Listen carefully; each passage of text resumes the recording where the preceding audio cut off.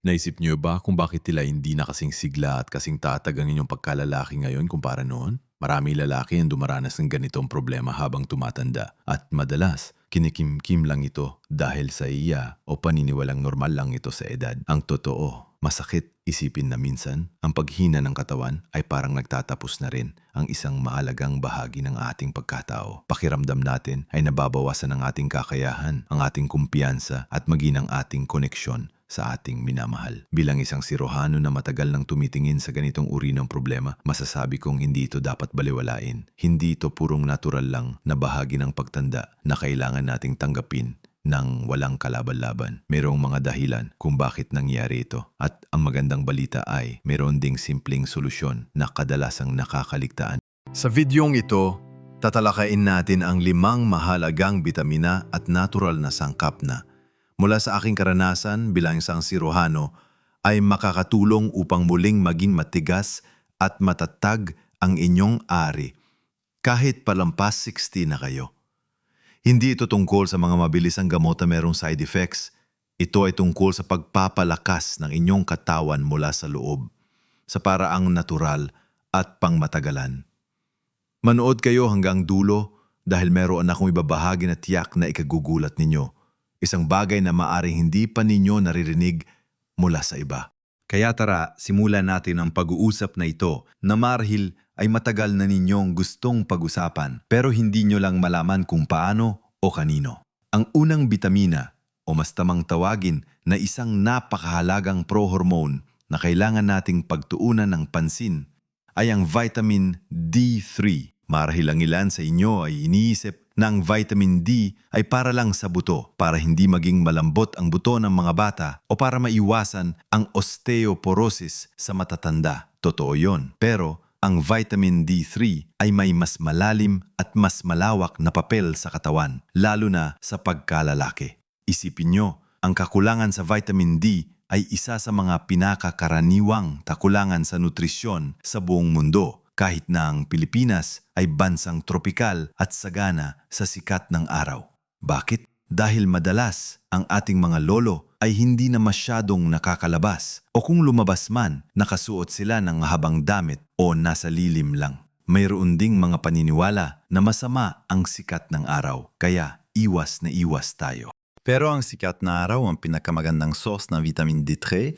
Ang vitamin D3 ay direktang konektado sa produksyon ng testosterone, ang hormone na nagpapanatili ng pagkalalaki ng isang tao. Kapag mababa ang inyong vitamin D, madalas na mababa rin ang inyong testosterone. At kapag mababa ang testosterone, doon nagsisimula ang problema sa pagkapagod, kawalan ng gana sa sex at siyempre ang paghina ng ereksyon. Para maging matigas ang yari, kailangan nito ng sapat na testosterone. Ito ang pundasyon ng male vitality. Kung walang sapat na gasolina ang makina, hindi ito gagana ng maayos. Ganoon din ang testosterone sa katawan ng lalaki. Ang vitamin D3 ay hindi lamang para sa buto at testosterone. Nakakatulong din ito sa kalusugan ng puso at daluyan ng dugo na napakahalaga para sa ereksyon. Isipin nyo, ang ereksyon ay nangyayari kapag may sapat na dugo na dumadaloy sa are. Kung hindi malusog ang inyong mga ugat at hindi malayang nakakadaloy ang dugo, kahit anong gawin nyo, mahihirapan itong tumigas. Ang vitamin D3 ay tumutulong panatiling maluwag at elastiko ang mga daluyan ng dugo para madali itong makapagpadaloy ng dugo kapag kinakailangan. Paano natin masisiguro na sapat ang vitamin D3 natin? Ang pinakamabisa at pinakamurang paraan ay ang paglabas sa ilalim ng sikat ng araw, lalo na sa mga oras na hindi pa masyadong matindi ang init, tulad ng umaga mula alas 6 hanggang alas 8 o sa hapon mga alas 4 hanggang alas 6. Mga 15 hanggang 30 minuto ng pagkakalantad sa araw, 3 beses sa isang linggo, na ang malaking bahagi ng balat ay nakalantad, ay sapat na para sa karamihan. Siyempre, kung may problema kayo sa balat o sensitibo kayo sa araw, kailangan pa ring mag-ingat at gumamit ng sunscreen kung masyadong matagal. Pero huwag nating kalimutan ang benepisyo ng natural na vitamin D mula sa araw. Kung hindi naman kayo nakakalabas na madalas, meron din mga pagkain na mayaman sa vitamin D, tulad ng matadabang isda, tulad ng salmon, sardinas at tuna. Sa Pilipinas, napakadali nating makakita ng sardinas. Ang mga delata nating sardinas ay meron ding vitamin D. Ang itlog, lalo na ang yolk, ay meron din. Ang fortified milk at fortified cereals ay makakatulong din. Subalit, para sa mga lampas, 60. Kadalasang hindi sapat ang pagkain at sikat ng araw para sa optimal na vitamin D levels. Kaya, kadalasang nirerekomenda ang vitamin D3 supplement. Ang dosage ay dapat ikonsulta sa doktor ninyo. Pero, ang pangkaraniwan para sa pagpapanatili ng sapat na level ay nasa 2,000 hanggang 4,000 international units o IU kada araw. Nakita ko sa aking praktika na kapag naitama ang vitamin D3 levels ng isang pasyente, marami sa kanila ang nakakakita ng malaking pagbabago, hindi lang sa ereksyon, kundi sa pagkalahatang enerhiya at pakiramdam. Hindi na sila ganong pagod at mas may gana na sa buhay. Bukod sa vitamin D3, ang isa pang makapangyarihang sangkap na mahalaga para sa matigas na ereksyon ay ang L-citrulline, na nagiging L-arginine sa katawan at gumagawa ng nitric oxide. Ang nitric oxide ay ang susi, mga kuya, para sa pagpapaluwag ng mga daluyan ng dugo. Isipin nyo, kapag nakaramdam kayo ng pagnanais, ang utak ninyo ay nagpapadala ng signal sa inyong ari. Ang signal na yon ang nagsasabi sa mga daluyan ng dugo sa ari na magpakawala ng nitric oxide. Ang nitric oxide naman ang nagsasabi sa mga kalamnan sa loob ng ari na mag-relax, na nagpapahintulot sa maraming dugo na dumaloy papasok at magresulta sa ereksyon. Kung walang sapat na nitric oxide, hindi magre-relax ang mga daluyan ng dugo at hindi makakapasok ang sapat na dugo para tumigas ang ari. Kaya, kung may problema sa nitric oxide production, kahit gustuhin ninyo, hindi mangyayari ang ereksyon.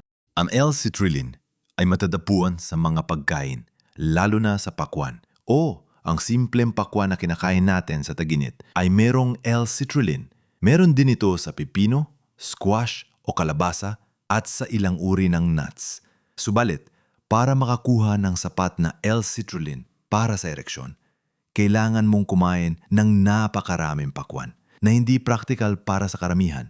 Kaya naman, ang L-citrulline supplement ay napaka-popular sa mga lalaking gustong mapabuti ang kanilang ereksyon. Ang dosage na karaniwang ginagamit para sa ED ay mula 3 gramo hanggang 6 gramo bago ang aktibidad. Safe itong gamitin at mas natural na paraan kumpara sa ibang gamot dahil gumagana ito sa natural na proseso ng katawan sa paggawa ng nitric oxide. Kung gagamitin nyo ang L-citrulline, mararamdaman nyo ang pagpapabuti sa blood flow hindi lang sa ari, kundi sa buong katawan. Mas magiging masigla kayo at mas magiging maganda ang daloy ng dugo sa mga muscles na makakatulong din sa pangkalahatang lakas. Kaya hindi lang ito para sa ereksyon, kundi para sa overall vascular health. Napansin ko sa aking mga pasyente na kapag sinasamahan nila ang vitamin D3 at L-citrulline, talagang nakakakita sila ng mas mabilis at mas kapansin-pansing resulta. Nagiging mas matigas ang kanilang ereksyon at mas madalas nila itong nararanasan. Ang dalawang ito ang magandang simulan para sa sinumang gustong ibalik ang sigla ng kanilang pagkalalaki. Ngayon na napag-usapan na natin ng vitamin D3 at L-citrulline na mahalaga sa pagpapalakas ng inyong ereksyon at pangkalahatang kalusugan ng daluyan ng dugo, dumako naman tayo sa susunod na mahalagang sangkap na kadalasang hindi napapansin ang kahalagahan nito sa kalusugan ng lalaki, lalo na pagdating sa reproductive health. Ito ay ang zinc. Siguro iniisip nyo, zinc, para lang yan sa immune system, di ba? Well, totoo yan. Pero ang zinc ay isa ring napakahalagang mineral na may malaking papel sa produksyon ng testosterone. Gaya ng nabanggit ko kanina, ang testosterone ay ang gasolina ng pagkalalaki at kung mababa ito, apektado ang maraming aspeto ng inyong kalusugan, kasama na ang inyong kakayahang magkaroon ng matigas na ereksyon. Alam nyo ba na ang kakulangan sa zinc ay napakakaraniwan sa mga kalalakihan, lalo na sa mga tumatanda, dahil habang nagkakaedad, nababawasan ang kakayahan ng ating katawan na sumipsip ng nutrients mula sa pagkain. At minsan, hindi na rin natin nabibigyan ng sapat na pansin ng ating dieta. Ang zinc ay direktang konektado sa kalusugan ng prostate, isang glandula na napakahalaga sa reproductive system ng lalaki. Ang malusog na prostate ay mahalaga para sa pangkalahatang kalusugan ng ari. Kung may problema sa prostate, madalas itong makaapekto sa ereksyon. Bukod pa rito, ang zinc ay kailangan para sa sperm quality at motility, na mahalaga rin kung nagpaplano pa kayo ng pamilya o gustong panatilihin ang inyong fertility. Saan natin makukuha ang zinc? Maraming pagkain sa Pilipinas ang mayaman sa zinc. Halimbawa, ang talaba o oysters ay sikat na mayaman sa zinc, kaya nga sikat ito bilang aphrodisiac. Pero syempre, hindi naman tayo araw-araw kakain ng talaba. Ang karne ng baka, manok at baboy ay mayaman din sa zinc. Ang mga buto tulad ng kalabasa o pumpkin seeds, sunflower seeds at cashew nuts ay magandang source din. Kung mahilig kayong mag-snack, mas mainam na ito ang inyong kainin kaysa sa mga chichirya. Kung sa tingin nyo ay hindi sapat ang inyong nakukuha sa pagkain, ang zinc supplement ay isang magandang opsyon. Ang karaniwang dosage ay 15 mg hanggang 30 mg kada araw. Mahalagang hindi kayo sumobra sa dosage dahil maaring maging toxic ang sobrang zinc sa katawan. Kaya palagi pa ring magandang kumonsulta sa doktor ninyo bago kumuha ng supplements. Ang susunod naman ay ang magnesium. Ang magnesium ay isang mineral na may napakaraming papel sa katawan. Higit sa 300 biochemical reactions ang kinasasangkutan nito. Isa sa mga pangunahing benepisyo nito ay ang pagpapahinga ng mga kalamnan at pagkontrol sa presyon ng dugo. Isipin ninyo, para magkaroon ng matigas na ereksyon, kailangan mag-relax sa mga kalamnan sa ari para makapasok ang dugo. Kung tense o masyadong constricted ang mga kalamnan o daluyan ng dugo, mahihirapan ang dugo na umagos. Ang magnesium ay nakakatulong sa pagpapaluwag ng mga daluyan ng dugo na nagreresulta sa mas magandang blood flow sa buong katawan, kasama na sa ari. Bukod pa rito, ang magnesium ay nakakatulong din sa pag-regulate ng stress at pagpapabuti ng kalidad ng pagtulog. Kapag stress kayo at hindi kayo nakakatulog ng maayos, malaking epekto ito sa inyong libido at kakayahang magkaroon ng ereksyon. Ang stress ay isa sa mga pinakamalaking kalaban ng ereksyon. Kung saan makukuha ang magnesium? Mayaman sa magnesium ang mga dark leafy greens tulad ng kangkong, malunggay at talbos ng kamote. Oo, ang mga simpleng gulay na kinakain natin sa bahay ay sagana sa magnesium. Ang mga saging, lalo na ang saging na saba, ay magandang source din. Ang mga nuts tulad ng almonds at cashews, dark chocolate at avocados ay mayaman din sa magnesium. Kung hindi nyo pa rin nakukuha ang sapat na magnesium sa pagkain, ang supplement ay maaring makatulong. Ang dosage ay nasa 200 mg hanggang 400 mg kada araw. Napansin ko sa aking praktika na marami sa aking mga pasyente na may problema sa high blood pressure at stress ang nakakakita ng pagbuti sa kanilang ereksyon kapag naitama ang kanilang magnesium intake. Para kasing nakaka-relax sila at mas nakakatulog na nagreresulta sa mas magandang pangkalahatang kalusugan at pagkalalaki. Ngayon, na napag-usapan natin ng zinc at magnesium, dumuko na tayo sa panglimang sangkap. Ito ay hindi isang bitamina o mineral, kundi isang natural na ugat o halaman na libu-libong taon nang ginagamit sa tradisyonal na gamot para sa pangkalahatang vitality at sexual health. Pinag-uusapan natin ang Panax ginseng. Kilala rin ito bilang herbal Viagra o king of herbs sa ilang kultura dahil sa kakayahan nito mapabuti ang enerhiya, stamina at libido. Ginagamit ito sa Chinese medicine at iba pang tradisyonal na gamot sa Asya para mapabuti ang pangkalahatang kalusugan ng lalaki. Paano nakakatulong ang Panax ginseng sa ereksyon? Mayroong ilang mekanismo. Una, nakakatulong ito sa pagtaas ng nitric oxide production na gaya ng nabanggit ko na ay mahalaga para sa pagpapaluwag ng mga daluyan ng dugo at pagdaloy ng dugo sa ari. Pangalawa, nakakatulong din ito sa pagbaba ng stress at pagpapabuti ng mood. Ang ginseng ay isang adaptogen. Ibig sabihin, nakakatulong ito sa katawan na mag-adjust sa stress, maging physical man o mental. Kapag mas relaxed at mas kalmado ang isang lalaki, mas madali para sa kanya na makakuha at makapanatili ng ereksyon. Isipin nyo, kapag sobrang stress kayo, ang katawan nyo ay nasa fight or flight mode na nagpapahirap sa pagdaloy ng dugo sa mga lugar na hindi essential para sa survival, tulad ng ari. Kapag nawala ang stress, nagiging normal ang daloy ng dugo. Pangatlo, meron ding pananaliksik na nagpapahiwatig na ang ginseng ay maaaring makatulong sa pagtaas ng testosterone levels, bagamat hindi ito kasing direkta ng vitamin D. Ang Panax Ginseng ay karaniwang kinukuha bilang supplement sa capsule form o minsan ay ginagawan tsaa. Ang dosage ay nag-iiba-iba, pero ang karaniwang ginagamit sa pag-aaral para sa erectile dysfunction ay mula 600 mg hanggang 1000 mg 3 beses sa isang araw.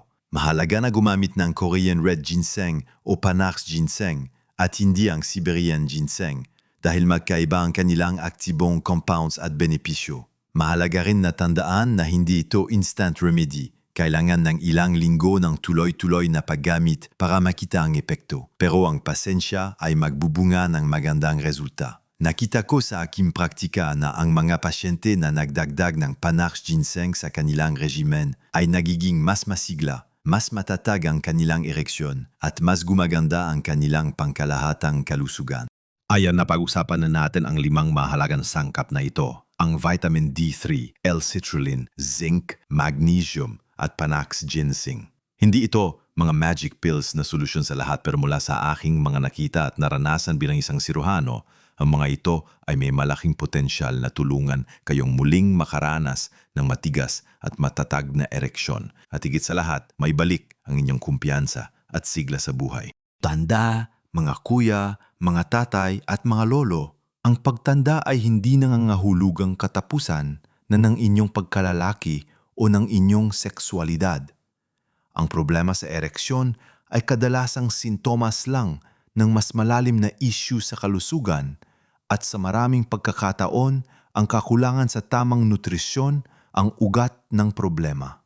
Hindi nyo kailangang dumaan dito ng mag-isa o maniwala na wala na kayong magagawa. Ang maliliit na pagbabago sa inyong pamumuhay at ang pagdaragdag ng tamang nutrients ay maaari magdulot ng malaking kaibahan sa inyong kalusugan at kaligayahan.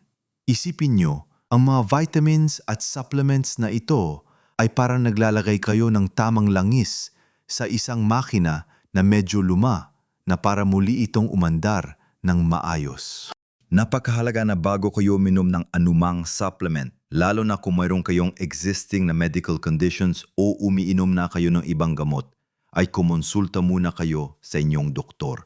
Siya ang makakapagbigay sa inyo ng tamang payo at dosage na akma sa inyong kalagayan. Ang bawat tao ay magkakaiba, kaya ang personal na konsultasyon ay hindi matutumbasan ng anumang impormasyon sa internet. Pero ang kaalaman na ibinahagi ko sa inyo ngayon ay maaaring maging magandang panimula para sa inyong paglalakbay patungo sa mas masiglang pagkalalaki. Huwag kayong mahihiya na pag-usapan ito. Normal lang ang paghina ng katawan habang tumatanda. Pero may magagawa tayo para dito. Ibahagi ninyo sa comment section ang inyong mga karanasan o kung mayroon na kayong natuklasan na nakatulong sa inyo. Napakalaking tulong nito sa ibang mga lalaki na dumaranas din ng parehong problema pero nahihiya pa ring magsalita. Kung nakatulong ang videong ito sa inyo, paki-like naman po at ibahagi ito sa inyong mga kaibigan, kapatid o kapwa-lolo na sa tingin nyo ay makikinabang sa impormasyong ito. At kung gusto niyo pa ng mga ganitong klase ng kaalaman tungkol sa kalusugan, lalo na para sa mga seniors, mag-subscribe na kayo sa channel na ito para lagi kayong updated sa aming mga bagong videos. Palaging tandaan, ang kalusugan ang pinakamalaking yaman. Hindi hadlang ang edad para maging malusog, masigla at higit sa lahat, masaya sa bawat yugto ng inyong buhay. Patuloy na ipagdiwang ang pagkalalaki ninyo dahil ito ay bahagi ng inyong pagkatao. Mabuhay kayo, mga tatay at lolo,